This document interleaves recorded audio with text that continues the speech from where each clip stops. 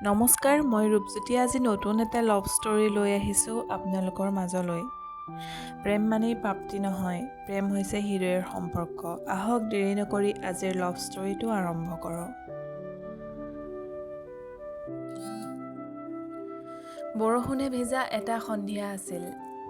আকাশখন সম্পূৰ্ণ ধূসৰ, যেন কাৰোবাৰ মনটো আজি ঠিক তেনেকুৱাই বিষাদেৰে ভৰা। গাঁওখনৰ এটা সৰু পথৰ কাষত ৰীমা নিঃসন্দেহে বহি আছিল।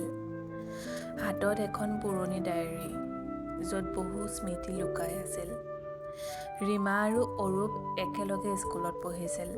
সৰুৰে পৰা তেওঁলোকে একেলগে খেলা কৰিছিল, একেলগে সপোন দেখিছিল। গাঁওখনৰ মানুহেও কৈছিল, এই দুয়োজনে ডাঙৰ হৈ নিশ্চয় একেলগে থাকিব।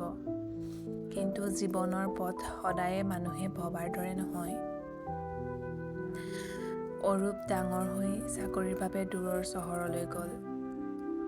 প্ৰথমে প্ৰতিদিনে ফোন আহিছিল, মেছেজো আহিছিল। ৰীমাই ভাবিছিল দূৰত্বই তেওঁলোকৰ মৰম কেতিয়াও কমাব নোৱাৰে।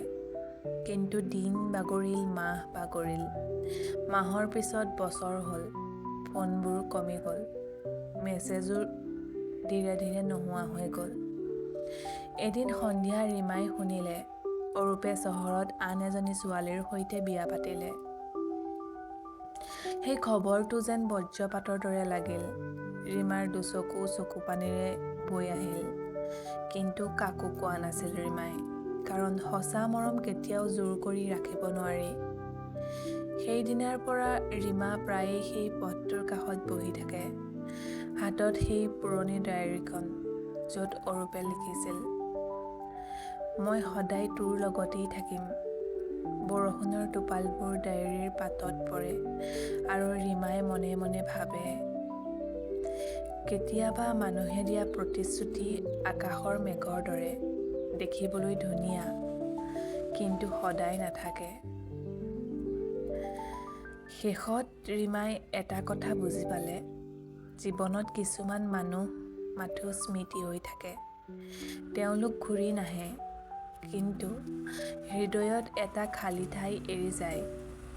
সেই খালী ঠাইতেই আজিও ৰীমা নীৰৱ, দুখেৰে ভৰা কাহিনী বাস কৰে। আজিৰ কাহিনীটো ইমানতেই সমাপ্ত কৰিছোঁ। কাহিনীটো পিছে আপোনালোকে কেনেকুৱা পালে নিশ্চয় কমেণ্ট কৰি জনাব। আৰু শেষত পুনৰ আপোনালোকক কৈছোঁ, যদি এতিয়ালৈকে মোৰ এই চেনেলটো ছাবস্ক্ৰাইব কৰা নাই, তেনেহ'লে ছাবস্ক্ৰাইব কৰি বেল আইকনটো বজাই থৈ যাবলৈ একেবাৰে নাপাহৰিব।